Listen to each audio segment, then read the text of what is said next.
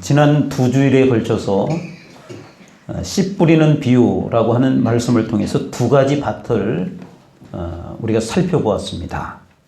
첫 번째 밭은 길가입니다. 사람들이 밟고 다닌 굳은 땅을 우리가 길가라고 표현을 합니다. 이 비유의 뜻은 19절에서 설명이 되어 있습니다. 하나님의 말씀을 들으나 깨닫지 못하는 마음이라고 표현을 해 주셨습니다. 길가에 떨어진 씨앗은 사탄이 와서 말씀을 먹어버리는 것입니다. 두 번째 밭은 돌밭입니다. 20절과 21절의 말씀입니다. 돌밭에 뿌려졌다는 것은 말씀을 듣고 즉시 기쁨을 받되 그 속에 뿌리가 없어 잠시 견디다가 말씀으로 말미암아 환난이나 박해가 일어날 때에는 곧 넘어지는 자요. 이렇게 표현을 합니다. 그러니까 한 편만의 지배를 받으면 안 되는 것입니다. 옛사람 그대로 있는 마음입니다. 그 돌을 우리가 제거해야 하는 것입니다. 오늘은 세 번째 밭인 가시떨기 밭입니다. 7절 말씀을 다시 한번 읽어보겠습니다. 마태복음 13장 7절입니다. 읽겠습니다. 시작. 너는 가시떨기 위에 떨어지네 가시가 자라서 기운을 막았고. 아멘. 이 말씀에 대해서 주님께서는 22절에서 이렇게 설명을 해주고 계십니다. 22절도 다시 한번 한 목소리로 읽겠습니다. 시작. 가시떨기에 뿌려졌다는 것은 말씀을 들으나 세상의 염려와 재물의 유혹에 말씀이 막혀 결실하지 못하는 자요. 아멘. 사실 여기서 이 땅은 사실은 좋은 땅입니다. 가시떨기 땅은 좋은 땅인데 그 땅에는 가시가 돋아나와서 양분을 빼앗아 갔다. 이런 뜻이 되는 것입니다. 그리고 자라지 못하도록 그 가시가 방해를 하는 겁니다. 결국 열매를 맺지 못하게 되는 것은 매 한 가지입니다. 그 이유는 곡식보다 잡초, 그러니까 그 가시가 더 많기 때문에 그렇습니다. 농사를 지어보는 분들은 아시겠지만 잡초는 곡식보다 강합니다. 번식력이 훨씬 더 뛰어납니다. 그러니까 훨씬 더 잘 자라도록 되어 있습니다. 그렇기 때문에 가시라고 하는 이 잡초가 많게 되면 곡식이 자라기가 굉장히 어렵다라고 하는 그런 뜻입니다. 세상의 염려와 재물의 유혹에 말씀이 막혀 결실하지 못하는 자요. 그 가시, 그 잡초는 오늘 말씀해 보니까 두 가지로 설명을 하고 있습니다. 그 두 가지란 세상의 염려와 재물의 유혹이라고 그렇게 말씀했습니다. 이 가시들을 우리가 제거해야만, 그러니까 우리가 좋은 땅을 가지고 있지만 또 좋은 씨앗이 떨어졌지만 이것이 잘 자라게 하기 위해서는 이 두 가지를 반드시 제거해야 된다라고 하는 그런 뜻입니다. 옛 사람을 버리고 새 사람으로 바뀌어야 하는 것입니다. 세상의 염려가 가시떨기 밭이라고 했습니다. 세상의 염려입니다. 걱정하고 염려하는 것 때문에 신앙생활에 방해를 참 많이 받습니다. 마태복음 6장 25절의 말씀입니다. 목숨을 위하여 무엇을 먹을까? 무엇을 마실까? 몸을 위하여 무엇을 입을까? 염려하지 말라. 목숨이 음식보다 중하지 아니하며 몸이 의복보다 중하지 아니하냐. 공중의 새와 들의 백합화를 보라. 농사하지도 않고 쌓아두지도 않고 길쌈도 하지 않아도 너희 하나님께서 먹이시고 입히시지 않느냐. 그러면서 이렇게 말씀합니다. 너희가 염려함으로 키를 더할 수 있겠느냐. 믿음 따로 또 염려 근심을 따로 하는 겁니다. 그러니까 믿음이 있다라고 하면서 우리가 신앙이 있다라고 하면서 덜 걱정하는 거예요. 염려하는 거예요. 그러니까 하나님께 맡기지 못하고 믿지 못하는 거예요. 당장 눈앞에 뭐가 없으면, 돈이 없으면, 당장 뭔가 해결할 수 있는 방책이 없으면 염려가 되고 근심이 되는 겁니다. 교회에 와서는 주님을 믿는다라고 하지만 우리가 집으로 돌아가고 일터로 돌아가게 되면 염려와 근심으로 한숨을 쉬게 된다라고 하는 것입니다. 모두라고 하는 사람은 현대인들을 가리켜서 불안의 시대, 염려의 시대라고 그렇게 표현을 했습니다. 여러분, 이 세상에 문명이 발달했다라고 하는 것은 옛날에 비해서 우리가 굉장히 많은 혜택을 누리고 있습니다. 문명이 발달했기 때문에 그렇습니다. 현대인들에게 엄청난 편의를 그 문명이라고 하는 것이 우리에게 제공을 해준 것입니다. 그런데 그 편리함 뒤에는 더 많은 염려와 근심을 가져다 준다라고 하는 것을 우리가 또한 기억해야 합니다. 우리가 사는 데 있어서 굉장히 편리하게 된 획기적인 그런 발견품 중에 하나가 뭔지 아십니까? 합성세제라고 하는 거예요. 합성세제. 그러니까 빨래를 할 때에도 세제를 넣죠. 또 설거지를 할 때에도 뭐 트리오, 퐁퐁 이런 걸 쓰기도 하죠. 또 청소, 화장실 청소 뭐 이런 걸 할 때에도 우리가 이 합성세제라고 하는 걸 씁니다. 그러니까 우리가 생활하는 데 있어서 합성세제가 있기 때문에 얼마나 많이 편리해졌는지 모릅니다. 그런데 이거 아십니까? 그 합성세제가 수질을 오염시켰기 때문에 우리가 마실 물이 자꾸 없어진다고 하는 겁니다. 또 마셔야 되는 그 물 속에다가 또 다른 화학약품을 넣어서 그 물을 정화시켜야 된다고 하는 겁니다. 또 사람이 편리해진 그런 대표적인 것 중에 하나가 석유, 도시가스 이런 것들입니다. 이런 것들이 우리 문명을 얼마나 발전을 시켰는지 모릅니다. 그게 있기 때문에 자동차가 다니고 하늘에 비행기가 떠다니기도 하고 또 우리가 가정생활을 하면서 도시가스라고 하는 것 때문에 얼마나 편리한지 모릅니다. 그런데 여러분, 이 석유나 도시가스에서 나오는 아황산 가스, 일산화탄소 이런 것들이 환경을 파괴를 합니다. 오존층을 파괴시키고 말았습니다. 그래서 이 세상은 자외선이라고 하는 것이 차단되지 않아서 지구의 온도가 올라갑니다. 이상 변화들이 엄청나게 많이 생기고 말았습니다. 그래서 온갖 질병들이 생기기 시작했고 또 이 세상에 사는 그 생물체들이 인간은 지금까지도 뭐 거뜬하게 살아가고 있습니다만은 아주 미세한 그런 미생물들은 이 지구의 환경이 파괴되면서 하나하나 죽어가고 있다라고 하는 그 사실을 아십니까? 핵무기라고 하는 것이 인류의 생존을 위협을 합니다. 그런데 여러분, 이 핵무기를 만들 때는 어떤 목적으로 만들었는지 혹시 아십니까? 인류의 평화를 위해서 만든 겁니다. 인류의 평화를 위해서 핵무기가 만들어진 거예요. 그런데 이 핵무기라고 하는 것이 평화, 편리함 이런 것들이 오히려 인류가 망할지도 모른다라고 하는 걱정, 근심거리가 되고 말았다라고 하는 것입니다. 성도 여러분, 불안하십니까? 염려가 되십니까? 염려하지 마시길 바랍니다. 주님께서 염려에 대해서 두 가지를 우리에게 지적해 주십니다. 첫째는 염려는 비생산적이라고 하는 겁니다. 염려는 비생산적이에요. 마태복음 6장 27절에 보니까 너희 중에 누가 염려함으로 그 길을 한 자라도 더 할 수 있겠느냐.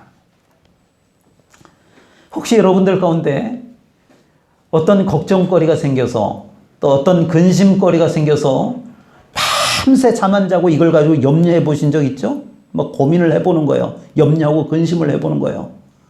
그렇게 해서 문제가 해결된 적이 단 한 번이라도 있으셨나요? 없어요. 그럼 어떻게 되죠? 스트레스를 받아가지고 병만 생기는 거예요. 우울증이 생기고요. 염려하고 근심하다 보면은 식욕도 없고 또 여러 가지 부작용들이 생기면서 나를 망가뜨리는 거예요. 염려라고 하는 것이 바로 그런 것입니다. 어린 시절에 학창 시절 초등학교를 다닐 때 그 학교 운동장에 그네가 있습니다. 그네. 그럼 친구하고 둘이 그네를 타는데 누가 높이 올라가는지 서로 막 발돋움을 하고 그 다음에 영체영체 앞으로 뒤로 흔들어가지고 땀을 뻘뻘 흘려가면서 경쟁을 했던 기억이 납니다. 그러니까 막 직각으로 올라가는 90도까지. 그런데 그 그네가 한참 타고 나면 마지막 순간이 되면 어떻게 되죠? 다시 제자리예요. 원래대로 내려와 있는 거예요. 아무리 높이 올라갔다고 해서 그네가 그 위에 매달려 있는 법은 없습니다. 마지막 순간이 되면 다시 내려오는 거예요. 염려라고 하는 것이 바로 그네와 같습니다. 여러분 중에 염려를 오래 했다가 여러분들의 문제가 해결된 경험이 있으셨냐고 제가 물어봤습니다. 아마 없을 겁니다. 어떤 분 중에는 원형 탈모증이 생겨서 고생을 해본 경험이 있는 분도 계실 겁니다. 제 이야기입니다. 제가 원형 탈모증이라고 하는 걸 경험해 봤습니다. 심각하게 고민을 한 거예요. 목사로서 제가 부끄러운 고백이지만 염려를 한 거예요. 근심을 한 거예요. 하나님께 맡겨야 하는데 맡기지 못하고 제가 염려를 했습니다. 제가 2번 왔어요.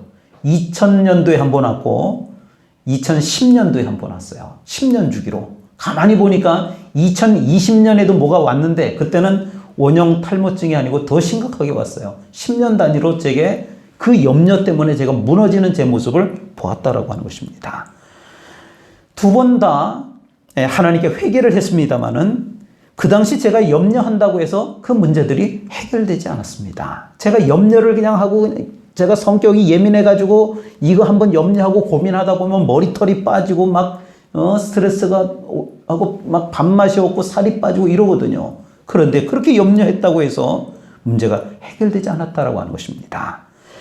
아무리 흔들어도 제자리에 돌아오는 그네처럼 염려는 아무리 많이 해도 그저 제자리일 뿐이라고 하는 거예요. 다시 그 자리로 돌아온다라고 하는 거예요.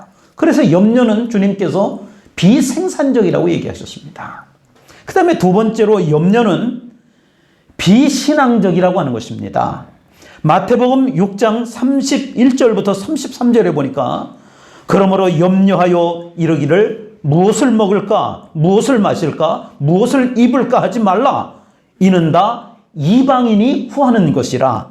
너희 하늘 아버지께서 이 모든 것이 너희에게 있어야 할 줄 아시느니라.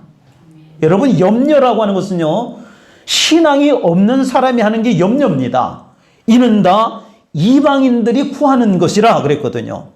믿지 않는 사람들이 염려하면서 사는 건 지극히 당연한 거예요. 왜냐하면 문제 해결자 되시는 하나님을 믿지 못하기 때문입니다. 그러나 우주를 창조하시고 우리를 창조하신 하나님은 저와 여러분들의 영적 아버지이신 줄로 믿습니다. 육신의 부모도요, 자기 자녀들을 책임을 집니다. 하물며 사랑 많으신 아버지, 영적인 아버지이신 하나님께서는 자기의 자녀를 책임져 주시고 돌보시고 지켜주시고 필요를 채워주시는 하나님이신 줄로 믿습니다. 염려라고 하는 말은 이런 뜻이라고 합니다. 염려란 변화시킬 수 없는 상황에 대한 반응이라고 하는 거예요. 어떤 상황이 있는데 이게 변화가 안 되는 거예요. 거기에 대해서 우리가 반응을 하는 게 뭐냐? 염려라고 하는 거예요. 반면에 믿음은 뭔지 아세요? 믿음이란 상황을 변화시키는 분이 하나님이신데 그 하나님을 향한 하나님 앞에서 우리가 하는 행동이 믿음이라는 거예요. 그 사람은 변화시킬 수가 없어요. 그래서 하나님을 믿지 못하면 염려하는 거예요. 그러나 하나님을 믿는 사람은 하나님께서 변화시킬 수 있기 때문에 그 하나님을 바라보면서 하는 행동, 그게 믿음이라고 하는 겁니다. 한평생을 하나님을 신뢰했던 영국의 성자 중에 조지 뮬러라고 하는 분이 있습니다. 고아의 아버지라고 불리우는 분입니다. 1만 번 기도해서 1만 번 응답받으신 분이십니다. 그분이 뭐라고 얘기를 했느냐면 염려의 시작은 신앙의 끝이다. 그러나 신앙의 시작은 염려의 끝이다 그랬어요. 다시요. 염려의 시작은 우리가 염려하기 시작하면 그 신앙이 끝났다라고 하는 뜻이에요. 그러나 반대로 신앙의 시작은 뭐냐? 신앙이란 염려가 끝나는 거라는 거예요. 염려가. 우리가 신앙으로 믿음으로 다가서게 되면 염려는 끝이 난다라고 하는 거예요. 세상의 염려와 재물의 유혹에 말씀이 막혀 결실하지 못하는 자요. 물질의 유혹이 가시떨기 밭이라고 하는 것입니다. 예나 지금이나 많은 사람들이 돈 때문에 유혹을 당합니다. 처음 예수 믿을 때는 순수하고 깨끗한 동기에서 교회 나오고 그리고 신앙생활을 시작합니다. 그런데 세월이 지나고 시간이 흐름에 따라서 이기적인 생각이 신앙의 자존심을 때로는 유혹하기도 합니다. 그러니까 믿음 생활을 처음 할 때는 순수하게 잘 하는데 이게 시간이 지남에 따라서 이기적인 생각들이 드는 거예요. 이게 욕심이, 세상적 욕심이 드는 거예요. 그러면서 이 신앙을 지켜야 되겠다라고 하는 이 자존심을 유혹한다라고 하는 거예요. 어떤 분들은 저는 제가 목사니까 돈이 필요 없는 줄 알아요. 그러니까 저는 이슬만 먹고 사는 줄 알아요. 저 이슬을 안 먹습니다. 저 이슬만 먹고 사는 줄 알아요. 아닙니다. 지금 뭐 여윳돈은 아니더라도 생존을 위해서 제가 돈이 필요합니다. 생활비라는 게 필요한 거예요. 먹고 살려면 돈이 있어야 되는 거예요. 어디를 움직여도 다 돈이더라고 이게. 사람을 만나도 돈인 거예요. 돈이 필요해요. 때로는 이 나이가 되도록 제가 뭐 통장에 돈이 있는 것도 아니고 뭐 집은커녕 제가 아직 방 한 칸도 없습니다. 제 소유로. 노후에 대한 걱정이 없을 수가 없는 거예요. 제가. 이처럼 물질이라고 하는 거는요. 누구도 상관이 없어요. 사람이 살아가는데 꼭 필요한 게 이 물질이에요. 적당히 있어야 되는 거예요. 생존을 위해서 반드시 필요한 거예요. 사람 구실을 하기 위해서 필요한 게 돈이라고 하는 거예요. 어쩔 수가 없어요. 이 세상 살려면 없이는 못 사는 거예요. 살 수가 없는 거예요. 방법이 없는 거예요. 그런데 문제는 그 물질을 생존을 위한 필요의 목적이 아니라 이게 우리가 살아가는데 편리하게 활용하는 게 돈이잖아요. 그죠? 그런데 이 목적이 아니라 쌓아두는 것이 목적이 되면 그때부터는 물질에 대한 만족을 상실할 수밖에 없다라고 하는 것입니다. 이렇게 되면은요, 쌓아두는 게 목적이 되면 우리가 사재기라 그러냐, 사재기. 물건만 사다 놓고 쌓아놓는 게 아니에요. 돈도 쌓아놓는 거예요. 필요 이상으로. 그리고 충분한데도 더 욕심을 내고 더 많이 가지려고 하는 거예요. 그러다 보면 그 돈 자체를 사랑하게 된다라고 하는 것입니다. 돈을 사랑하는 것이 일만하게 뿌리라고 했습니다. 이 세상에는요, 양식이 없어서 굶어 죽는 사람들이 참 많습니다. 하나님이 이 땅을 창조하시고 인류로 하여금 그 땅을 경작하고 다스리며 살게 하셨습니다. 그런데 여러분, 그럴 때는 양식이 모자르도록 계획하신 것이 아니라고 하는 거예요. 양식이 모자르도록 계획하시지 않았어요. 충분히 먹고도, 인류가 먹고도 남도록 하나님께서 이 세상을 창조하신 거예요. 그런데 왜 모자른 걸까요? 왜 굶어 죽는 사람들이 이 지구상에는 부지기수로 있는 걸까요? 그것은요, 가진 사람들이 쌓아두고 나누지 않기 때문에, 사재기를 하기 때문에 그렇다라고 하는 것입니다. 물론 아프리카처럼 천재지변으로 인해서 또 그곳의 상황으로 인해서 양식이 모자랄 수도 있습니다. 하지만 양식을 가진 나라들이 나눌 수만 있다라고 하면, 같이 공평하게 나누려고 마음만 먹으면 쉽게 해결이 되는 거예요. 이 지구에는요, 먹을 게 없어서 굶어 죽는 일이 사실 없는 거예요. 누군가가 한쪽으로 몰아가졌기 때문에 그렇다라고 하는 것입니다. 그래서 사도 바울이 이렇게 말씀합니다. 고린도 후서 8장 14절과 15절의 말씀입니다. 이제 너희의 넉넉한 것으로 그들의 부족한 것을 보충함은 후에 그들의 넉넉한 것으로 너희의 부족한 것을 보충하여 균등하게 하려 함이라. 기록된 것 같이 구약에 보면은요, 많이 거둔 자도 남지 아니하였고 적게 거둔 자도 모자라지 아니하였느니라. 여러분, 물질의 유혹 때문에 실패한 사람들이 얼마나 많은지 모릅니다. 구약에 나오는 아담과 하와가 그 경우입니다. 천국에서 하나님과 함께 살았습니다. 그러나 선악과라고 하는 것이 보함직하고 또 먹음직스럽기도 하고 또 탐스럽기도 해서 그만 유혹을 당하고 말았습니다. 그래서 인류 최초의 범죄자가 되고 만 것입니다. 물질에 대한 유혹에 넘어가면 하나님과 멀어지는 것입니다. 하나님의 말씀이 내 안에 뿌리를 내리지 못하게 되는 것입니다. 오늘날 교회 안에 가장 큰 문제 중에 하나는 황금만능주의예요. 황금만능주의. 교회는 돈으로 계산하는 곳이 아닙니다. 돈이 많으냐 적으냐를 따지는 곳이 아니에요. 그런데 우리는 세상에 습성이 있잖아요. 가정생활에도 돈이 필요하고 사회생활에도 돈이 필요하고 많은 사람들과 관계하는데 돈이 필요하다 보니까 교회 안에도 돈이 있어야 되는 거예요. 돈이 모자르고 좀 재정이 부족하다 그러면은 막 염려가 되고 근심이 되고 마음이 불안한 거예요. 황금만능주의이기 때문에 그렇습니다. 그래서 교역자들이, 목회자들이 이 물질 때문에 시험에 걸려 넘어지기도 하고 또 교회 중직자들이 또 이런 물질의 문제 때문에 갈등하게 되고 고통을 받기도 한다라고 하는 것입니다. 또 세상에서도 이 돈 때문에 돈도 잃고 사람을 잃기도 하는 것입니다. 성도 여러분, 가시밭에 뿌려진 씨의 가장 큰 장애물은 두 가지라고 했습니다. 세상의 염려와 재물의 유혹입니다. 우리 삶에 분명한 장애물들입니다. 장애가 없는 사람은 사실 없습니다. 누구에게나 장애는 다 있습니다. 학교에서 운동회를 할 때 그 학부모들 운동회를 하는, 뭐 요즘도 그런 걸 하는지 모르겠습니다만은 그 운동회라는 걸 합니다. 그 중에 제 기억에는 가장 재미있고 인기가 많은 종목 중에 하나가 장애물 경기라는 게 있습니다. 장애물 경기. 이거 아이들도 시키지만 그 학부모들한테 그 경기를 시키는데 쳐다보는 사람들은 박장대소를 합니다. 얼마나 재미있는지 모릅니다. 그냥 고무신 바닥에 탄내가 내도록 눈썹이 휘날리도록 막 뛰어갑니다. 앞에 그러니까 훌라후프가 있는 거예요. 훌라후프 큰 걸 몇 개 놔뒀어요. 그럼 그걸 들고 돌리는데 평소에 안 해본 사람은 훌라후프 돌리기가 쉽지 않습니다.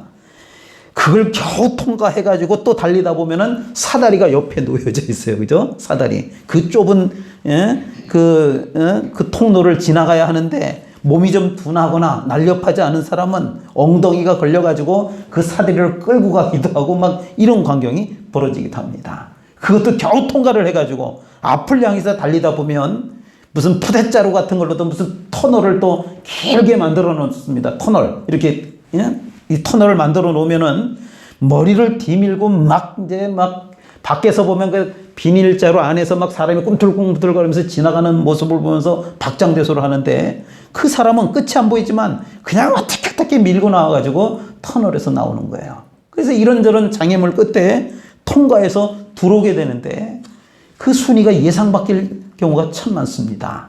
처음에 보니까 앞서서 막 잘 뛰던 사람이 나중에 결승점에 보니까 그 사람이 제일 먼저 들어오는 게 아니고 우여곡절 끝에 뒤처졌던 어떤 사람이 1등을 하는 거예요.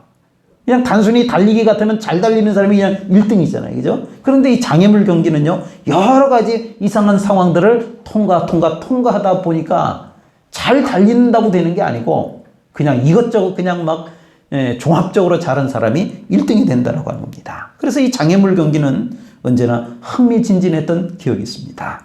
우리 인생도 어떤 모양이든지 그 구간마다 장애물이라고 하는 것이 있기 마련입니다. 씨앗이 가시밭에 뿌려졌습니다. 그곳에는 성장을 가로막고 있는 장애물들이 토사리고 있는 것입니다. 그러나 장애물로 인해서 추춤할 필요가 없습니다. 내게 능력 주시는 자 안에서 내가 모든 것을 할 수 있느니라. 여러분 앞에 나오는 그 장애물들 앞에서 이 말씀을 붙드시기를 바랍니다. 더 이상 정복할 땅이 없을 정도로 알렉산더 대왕은 세상을 다 정복을 했습니다. 이 세상을 정복을 한 거예요. 그런데 이 사람이 젊은 날 죽으면서 마지막 유언으로 이런 이야기를 남깁니다. 내가 죽거든 관 양편에 구멍을 내서 두 팔을 사람들에게 보여주라. 그러니까 관 속에 들어가서 구멍을 뚫고 내 팔을 양쪽에 나가게 하라는 거예요. 온 세상을 다 가졌지만 죽을 때는 내가 빈손이다. 이걸 보여주라는 겁니다. 여러분, 염려 때문에 인생이 곤고하십니까? 재물의 유혹에 흔들리고 계십니까? 염려한다고 해서 문제가 해결되지 않습니다. 재물이 문제를 해결할 수 없습니다. 하나님만이 하실 수 있습니다. 염려와 물질은 우리의 신앙생활을 방해하고 우리를 무너뜨리는 가시떨기인 것입니다. 그렇다면 우리가 할 일은 과연 무엇일까요? 염려와 걱정 대신 우리는 무엇을 해야 되는 걸까요? 먼저는 하나님의 주권을 인정해야 합니다. 하나님만이 하실 수 있음을 우리가 고백할 수 있어야 됩니다. 공중의 새와 들의 백합화를 먹이시고 입히시는 사랑의 하나님만 바라보실 수 있기를 바랍니다. 다음은 삶의 우선순위가 분명해야 합니다. 하나님의 주권을 인정하고 나서는 삶의 우선순위를 분명히 해야 합니다. 먼저 해야 될 것과 나중 해야 할 것이 무엇인지 우리가 분별해야 합니다. 그의 나라와 그의 의를 구하는 것이 먼저입니다.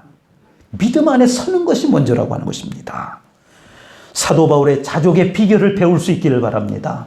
빌립보서 4장 11절부터 13절의 말씀입니다. 내가 궁핍함으로 말하는 것이 아니니라. 어떠한 형편에든지 나는 자족하기를 배웠노니 나는 비천에 처할 줄도 알고 풍부에 처할 줄도 알아. 모든 일, 곧 배부름과 배고픔과 풍부와 궁핍에도 처할 줄 아는 일체의 비결을 배웠노라.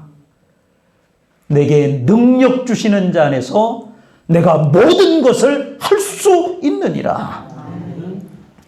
가시밭 속에 있는 세상의 염려와 물질의 유혹을 버리시기를 바랍니다. 그러면 사랑의 하나님, 전능하신 하나님께서 여러분들의 생애를 책임져 주실 줄로 믿습니다. 교회 나오는 목적은 예배여야 합니다. 예배는 하나님의 말씀을 듣는 것입니다. 말씀을 듣기 위해서는 우리의 마음밭이 좋은 땅이 되어야 합니다.